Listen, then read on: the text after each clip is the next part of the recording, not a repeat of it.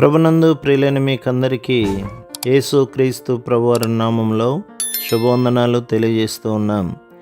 దైవజనులు బ్రదర్ భక్తి సింగ్ గారి పరిచర్యలో నుండి అలసిన వాణిని ఊరడించు మాటలు. ఏప్రిల్ 6.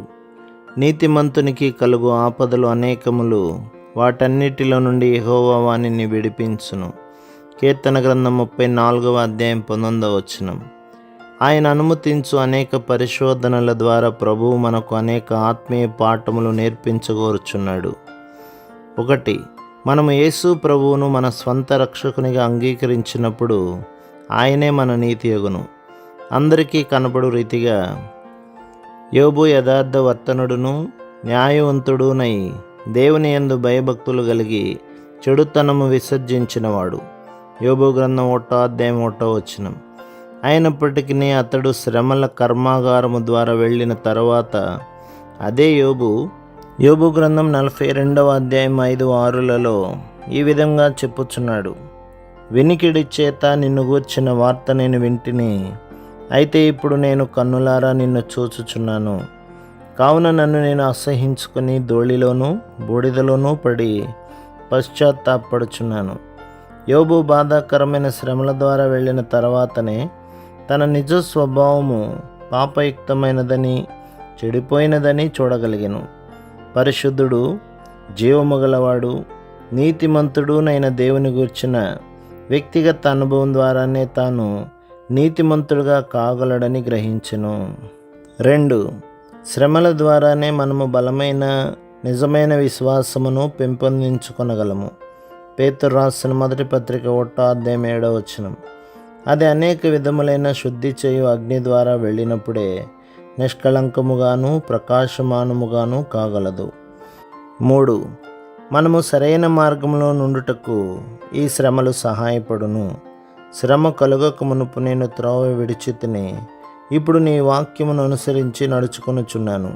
కీర్తన గ్రంథం 119వ అధ్యాయం 67వ వచనం. 4. మనమైన కట్టడలను ఆజ్ఞలను నేర్చుకున్నట్లు దేవుడు మనకు కష్టములను అనుమతించును. మానవ సంబంధమైన ఏ పుస్తకము ద్వారా కూడా దేవుని కట్టడలను అర్థం చేసుకొనగలమను ఆశ లేదు. నేను నీ కట్టడలను నేర్చుకున్నట్లు శ్రమనుంది ఉండుట నాకు మేలాయను. కీర్తన గ్రంథం 119వ అధ్యాయం 71వ వచనం. 5. ఈ కఠినమైన అనుభవములు చివరకు మనలను ఆత్మీయముగా సంపన్నమైన స్థలములోనికి నడిపించును. మన ప్రత్యక్షతను విస్తరింపచేయును. మనకు విశాల హృదయము కలుగచేయును. కీర్తన గ్రంథం 66వ అధ్యాయం 12లో మేము నిప్పులలోనూ నీళ్లలోనూ పడితిమి, అయినను నీవు సమృద్ధి గల చోటికి మమ్ము రప్పించి ఉన్నావు అని చదువుచున్నాము. 6. ఈ పరీక్షల ద్వారా వెలుగులోనున్న పరిశుద్ధులతో పాటు పరలోకపు స్వాస్థ్యము కొరకై సిద్ధపరచబడుచున్నాము. క్రీస్తుతో కూడా మహిమ పొందుటకు ఆయనతో శ్రమపడిన ఎడల క్రీస్తు తోడి వారసులము. రోమాపత్రిక 8వ అధ్యాయం 17వ వచనం. 7. మనము దుఃఖములు శ్రమల ద్వారా వెళ్ళినప్పుడు అదే విధమైన శ్రమలు పరీక్షల ద్వారా వెళ్ళుచున్న వారిని ఆదరించుటకు సిద్ధపరచబడగలము.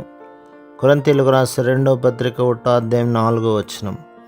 8.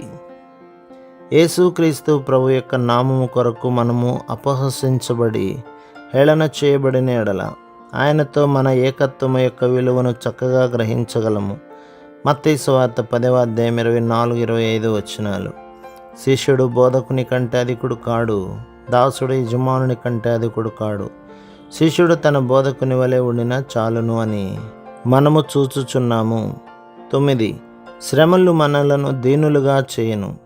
పౌలుకు తన శరీరంలోని ముళ్ళు మిక్కిలి బాధాకరముగా నుండి ఉండవచ్చును. అతనిని దీనునిగా చేయుటకే ప్రభు అతని జీవితంలో దానిని అనుమతించెను. కొరింథీయులకు రాసిన 2వ పత్రిక 12వ అధ్యాయం 7-9వ వచనం వరకు. 10. కఠినమైన అనుభవముల ద్వారానే సంపూర్ణమైన దేవుని శక్తిని అనుభవించుటకు సిద్ధపరచబడదుము. కొరింథీయులకు రాసిన 2వ పత్రిక 12వ అధ్యాయం 9లో నా కృప నీకు చాలును, బలహీనత యందు నా శక్తి పరిపూర్ణమగుచున్నదని ఆయన నాతో చెప్పెను. కాగా క్రీస్తు శక్తి నా మీద నిలిచి ఉండు నిమిత్తం విశేషముగా నా బలహీనతల యందే బహు సంతోషముగా అతిశయపడుదును అని చూచుచున్నాము. ప్రభు మిమ్మును, మీ కుటుంబమును, మీ సంఘమును దీవించి ఆశీర్వదించునుగాక. ఆమేన్.